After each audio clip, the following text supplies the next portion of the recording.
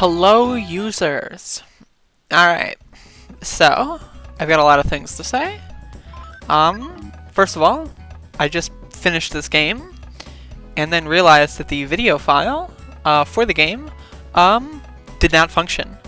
It appears that when I split at some point halfway through the game, I accidentally clicked stop recording. And so now I have to replay the game from the start. So, well, I don't have to, but I'm compelling myself to do so. I'm really upset because my commentary was brilliant. It was very insightful. It was excellent, actually. But one of the good things is that now, because I've been playing the game for half an hour, I don't have cold fingers anymore. So because I don't have cold fingers, I can maybe actually play decently. But yeah, so this is SpongeBob SquarePants SuperSponge for the Sony PlayStation Entertainment Gaming Console. And it's weird, because it's one of those things, I've watched videos where like people at the very beginning say like, oh, I just recorded this, but I fucked up, and now I'm doing it again. I've watched people do that, and I always find it weird, because I always, I've always thought of like, oh, okay, so you're saying the same things you said already, right? So it's not necessarily as extemporaneous or spontaneous or, impressive in that regard. It's kind of like rehearsed at this point. I feel like, should I say the same thing? Like, I guess I should say the same things that I said last time, right? But I don't know. I kind of like being extemporaneous. I kind of like thinking I kind of like thinking. Like, I like thinking. I'd rather like think of my commentary before I do it, or no, I don't like thinking, I guess. I like thinking so much that I don't like thinking, actually. Yeah, it's true. It's true, believe it or not. This is literally, it's happening. It's currently occurring. I mean, you're watching it, so. But yeah, one thing I'd like to note that is definitely not rehearsed is that the branches in this level are RNG. RNG stands for Random Number Generation. It's fucking random. You step on the branches and they fling you up randomly. I got pretty lucky there, though. But yeah, let me talk to you a little bit about my personal history with SpongeBob SquarePants SuperSponge for the Sony PlayStation Entertainment Gaming Console platform. First of all, the loading screen already started. I missed my chance. I'll do the webcam showcase in a little bit here. But yeah, I played this game for the first time. I saw it at Blockbuster. I never grabbed it because when I was at Blockbuster, they had so many exotic games that I was like, why would I buy it? Like, why would I rent a SpongeBob game when I could rent Chocobo's Dungeon 2? God, I can't wait to play that game again. It's been so long, and but okay. So I saw this game at Blockbuster a few times, and I never picked it up. And one day, my mom took me to a game store known as Funkoland, and I'm pretty sure they don't exist anymore, but either way, we found a copy of this game, and it's actually this copy right here. The Greatest Hits copy. We got it for $12.99. It says a sticker on here. Someone in fucking shitfuck New Jersey wrote $12.99 on a copy of SpongeBob SquarePants SuperSponge. Do you know, right, this is one of my favorite things to like think about. And my example here is going to be like Breaking Bad, because Breaking Bad, I watched the Breaking Bad movie, and they did a really good job of doing flashbacks that showcase like a specific item being in a specific spot. And there's one thing I think about a lot, and it's like, okay, there is that sticker on that game, right? Someone working in some shitty game store in like 2001 or whenever this 2002 maybe, right, wrote $12.99 on that sticker, and now it is in my possession, and it's one of like it's a cherished object, like literally. Like, I don't have that many games from when I was a kid because I've gone through a lot of like cycles prior to 2017 where I had to sell a lot of my shit, and that's one of the reasons why I don't want to sell a lot of my games, even though I could for money, and it would probably help me out for a few years, but I have a lot of sentimental value for things. And so I just find it super interesting that, like, some fucking asshole in shitfuck New Jersey sold this game to a 6-year-old or a 5-year-old version of myself. And it is literally right here. I'm 23 years old, and it is right here. And I just find that fascinating. You know what I mean? So it's just like and talking about on the subject of like cinematography and Breaking Bad, they do a lot of those like shots and like where they showcase an item go through like someone's possession, and then like it kind of like ends up in the current timeline, and it's like, oh, okay. And I just like, I don't know, I like that. It's cool. I'm such a sentimental person, to the point where I think it's very much of a fault. I'm most certainly a hoarder. There's a few things that in my moving process I neglected to bring with me because of space concerns, and that's unfortunate. I don't like how rushed my latest moving procedure was when it comes to bringing my personal belongings, but that's a story for another time. But I do have the original copy of this game, and so I played this game, I got it, and this is an important game in my history as a gamer, believe it or not. This was the first game I ever beat in one sitting. And so let me explain to you a little bit about how I used to play video games when I was a child. My first console was a PlayStation 2. Or I got a PlayStation 1, but then I got a PlayStation 2 shortly after. But because of the financial situation I was in, PlayStation 1 games were always significantly cheaper than PlayStation 2 games. So even though I did get a PS2, I only had like 3 maybe PS2 games for a very long time. And so I mostly played PS1 games. I mostly, got them like secondhand, rented them, so forth.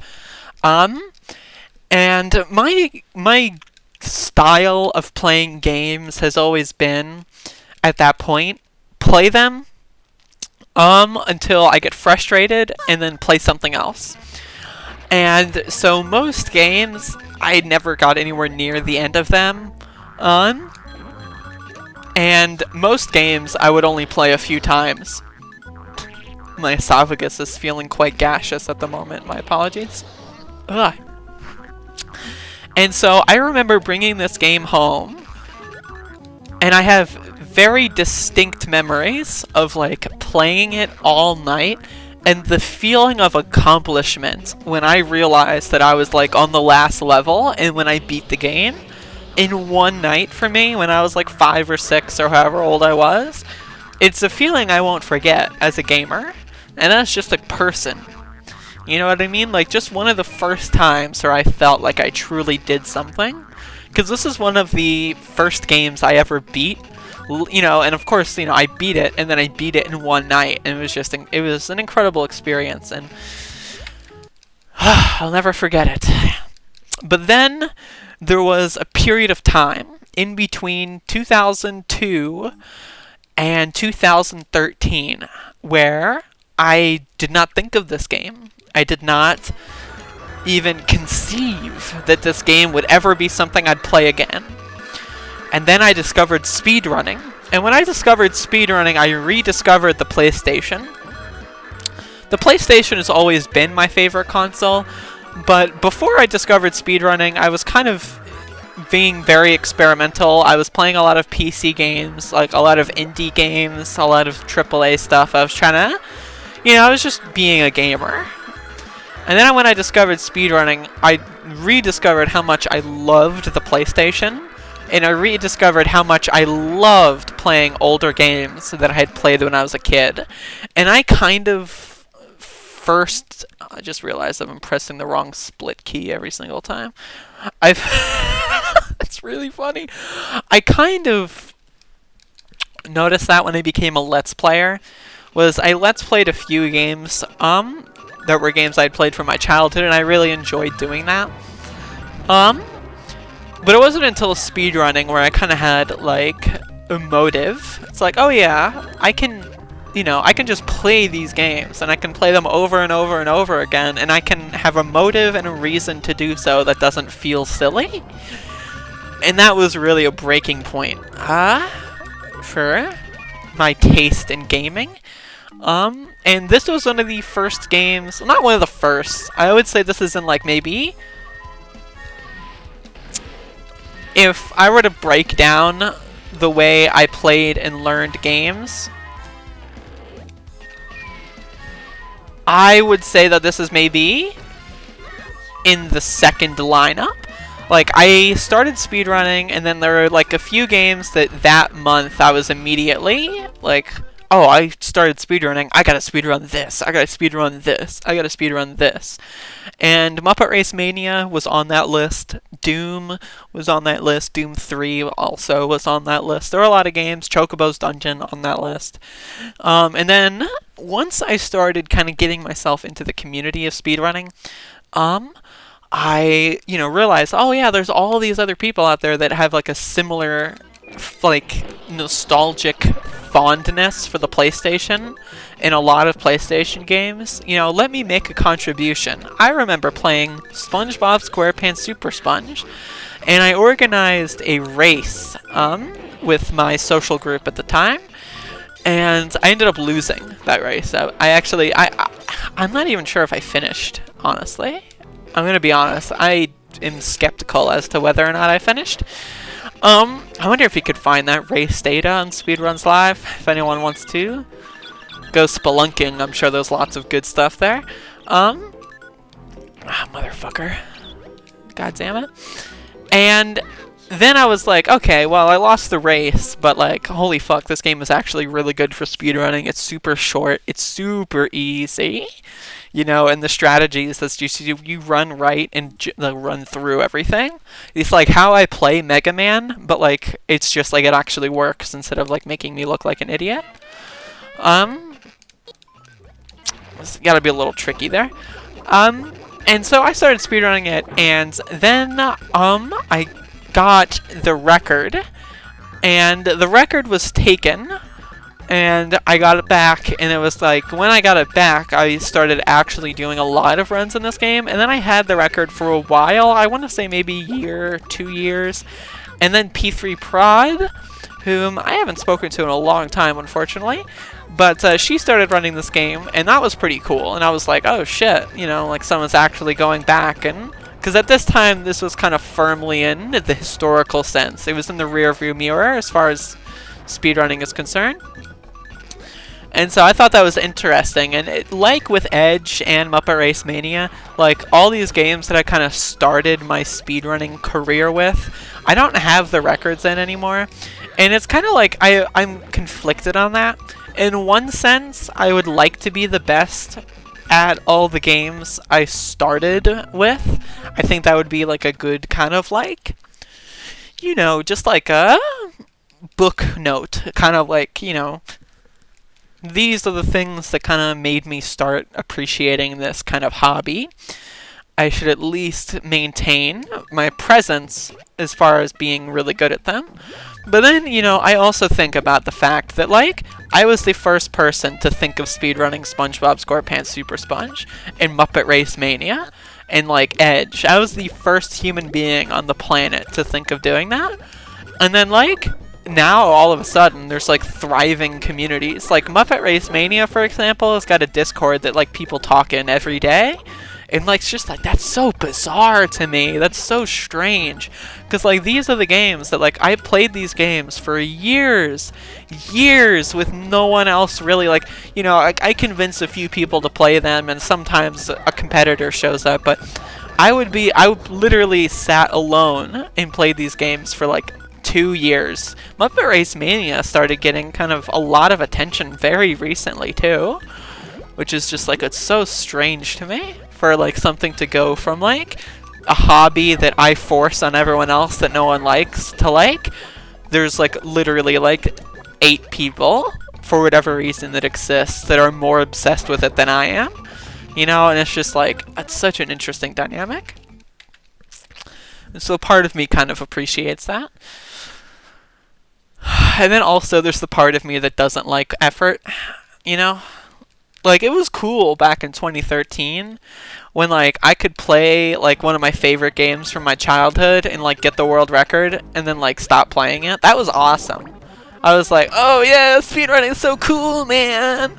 And it's like, now all of a sudden everyone's better than me and everything. Like, whoa, what the fuck? That's not supposed to happen. That's like, hello? Like, Jesus Christ. So yeah, I don't know. My thing is, like, I kind of think about the fact that, like, do I really want to put effort into SpongeBob SquarePants Super Sponge? Like, what would I do if not for playing SpongeBob SquarePants Super Sponge? You know, like, if I have the option of doing world record attempts at this game, what else? What other things am I putting on the back burner to do that? And that's just something that, you know, I just can't justify it. But at the same time, I always think about, like, oh, well, what am I doing? What am I doing that's so important that I can't play SpongeBob SquarePants Super Sponge? You know what I mean? And then I think about it that way, and it's like, oh, I'm doing nothing important. You know what I mean? Like, I'm doing nothing at all. So why not? And, you know, I've thought about it. I do want to. It is something I will do eventually. And I know it's capital E, eventually. I've been saying this probably since, like, 2016. You know? Whenever I lost, like, the rest of my records for these classic games, whenever I kind of, like, cemented my fact that I'm washed up, I've kind of felt, you know, like, I'll play them again eventually. You know what I mean? One of these days. One of these days. I keep clicking the wrong fucking split key. Like I said before, I accidentally turned the recording off. I already did this. At this point, it feels like a double dip daily.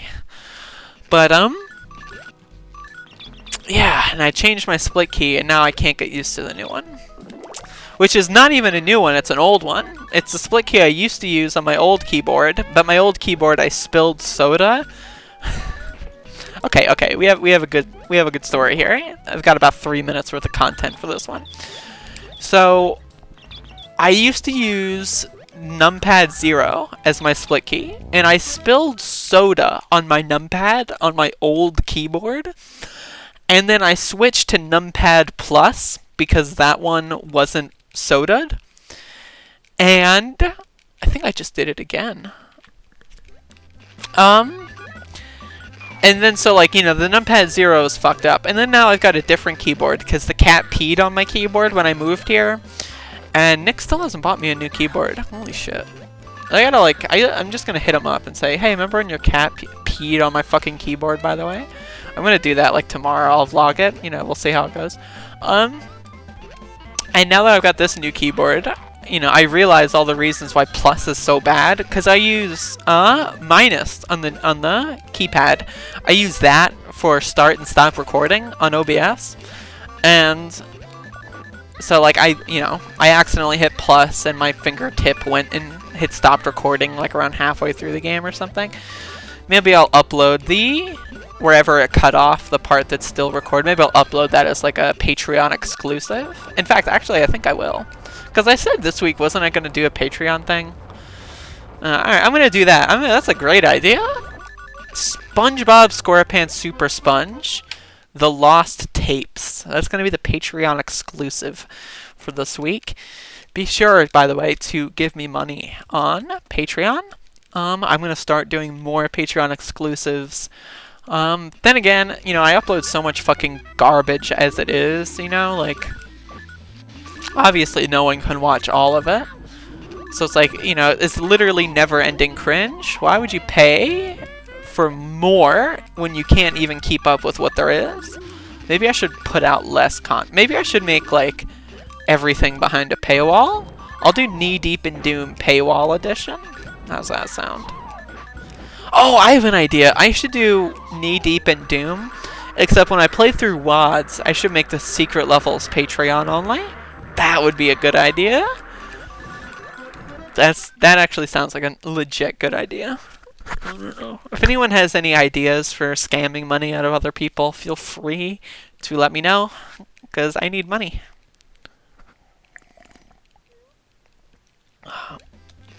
I tried a creamer in my coffee today, and holy shit, it is so goddamn fucking sweet. I don't know how the fuck people drink, like, sugary coffee. Like, it tastes good, don't get me wrong, but it hurts my mouth, it's so sweet. It's like one of those things where it's like, if it were like 1 or 2 sips, I wouldn't mind. But like, it's hard to drink the entire fucking cup of coffee if it's got this stupid shit in it. And how many times I'm going to talk about coffee? I'm not going to talk about coffee. I've talked about coffee too much in the last like week or so. I'm going to talk about something else. Oh, I'll talk about speedrunning. Yes, so, P3 Prod currently has the record. I'd love to get it back. I would love to get it back. But, you know, one of the big things that prevents me from wanting to even try is this boss fight. P3 discovered that you can do double hits here, but we never really kind of figured out how. Like, we never really fucking figured it out. And that kind of pissed me off because her record has, like, a relatively good Dutchman. And, like, if I don't know how to do double hits, like, it's also random when this fucker teleports. So you have to deal with the RNG and then, like, the inconsistent trick that mitigates the RNG theoretically if we knew how to do it. And it's just not something I want to deal with. But maybe I will, I don't know.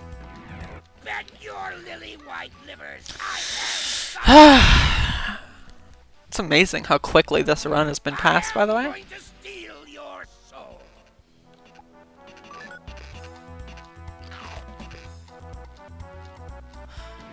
Hopefully this Sunday Runday is exhilarating. Personally, I'm exhilarated. Exhilarated is such a good word. I want to do a Path of Exile game series on my channel. And I want to use the word exhilaration as like the pun. You know, like how it flicks done quick and that rhymes. I want to do like replace exile with like exhilarated. But, like, my problem is that's too long to put in, like, YouTube titles all the time. I don't know. I want, like, a really good series name for making Path of Exile videos. Path of Acceleration? It sounds way too long and drawn out, but, like, I just love the aspect of, like, exile and accelerated. I don't know. I just love words like that sound similar. I love alliterations. I'm a huge fan of language and linguistics. If there were one thing if I could go to college, right? If I had the opportunity to like actually study in a safe and like enjoyable environment, right? If I had that chance, I would love to study linguistics. I would love to know every word in the dictionary because I feel like my ability to like be epic and make funny and like epic like alliterations and like, you know, just like puns and all that kind of like my favorite forms of comedy are all based around just like a prerequisite knowledge of language. And I don't know, maybe I just need to read more. I have started reading again relatively short amount of time. Jesus Christ, I need to read more apparently because I can't speak anymore. Just whew. Maybe I just need to read more. I don't know. But it feels like it's like, I don't know, it's tough to like properly weigh and like delineate between wanting to do more speedrunning and then also like wanting to speedrun more games. Like being able to balance between the two and describe my desire to do both and then also try to make an executive decision is just, I don't know, it seems relatively difficult. But maybe that's just because I'm a very indecisive person. I'm kind of a perfectionist in like the worst possible sense, where like everything I put out is minimal effort because I feel like if I put any effort in, it's got to be perfect. You know what I mean? So like if I put any effort in, then it's got to be perfect. So I'd rather have something that's got no effort and is bad than something that's got minimal effort and is good. You know what? That's kind of my thing. And that's why I kind of stick to this kind of single take commentary style. Though I do want to do more stuff than this. This is just like the thing I'm doing currently. I do have a lot of ideas in the works, a lot of ideas that I've kind of had floating around for the past 4 years that never really had time to do because, you know, I started doing the Stream Me thing, which is like still such a bizarre episode to like just think about. Such a bizarre fucking chapter. Oh god. Ugh. You know, that whole thing, and then like my personal life kind of falling into ruin over the past like year and a half or so. But now that I'm kind of more in like a stable-ish asterisk environment, I've kind of like wanted to go back and do a lot of fun internet stuff that like I've had ideas for, but I never really was able to like bring much to fruition. So I'm gonna try to break out of that and like that style and that kind of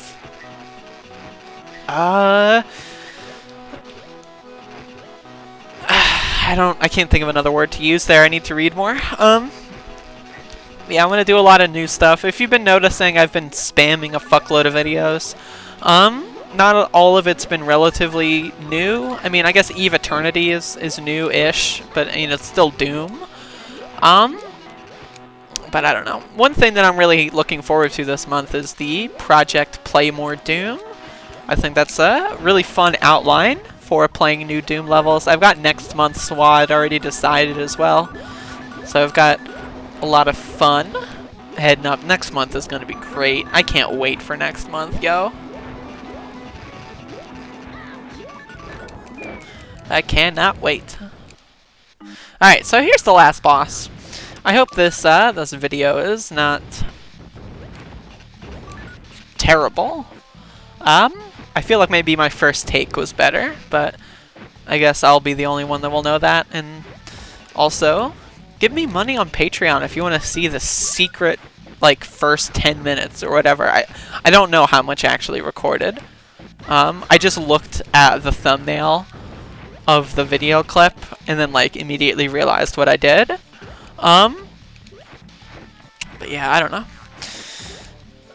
It's kind of like a mini history lesson of my personal experiences with SpongeBob and kind of how SpongeBob speedrunning started and how it came to be. Not even mentioning the GBA version. And that's that. That best segment was probably just because I'm skipping a lot. But yeah, I mean, I hope you've enjoyed the gameplay commentary. Coming up next is going to be Happy birthday, Patrick. nothing, because I don't know where it is. Oh, it's right here. Coming up next on Sunday Runday is going to be Crash 3. And I'm a little nervous to play this one, to be honest. But it should be fun. And if you've been enjoying the kind of retro-centric, like, historical, autobiographical commentary, this one I've got some fun stories about. And that's one thing I like about doing this speedrunning thing is, like, I've just got, like, to anyone else, right, this is just a game. But, like, for me, this is, like, a copy of a game that I got 20 years ago, you know? It's the copy of the game that I use for speedrunning. It's, you know, I speedran so much nonsense and so forth, and I don't know, I'm a huge fan of sentimental value. I love sentimental stuff. And so it's wild to think that, you know, like when I see this, right, like so many fucking synapses just going to haywire, just presenting a fucking feeling of attachment for just a piece of plastic with fucking a picture of a sponge on it. I'm not even the biggest fan of SpongeBob. I mean, I like SpongeBob, especially early SpongeBob. Don't get me started. I love early SpongeBob. But I mean, it's just, I don't know. I'm a sentimental freak. Anyway, thank you for watching, and tune in for Crash 3.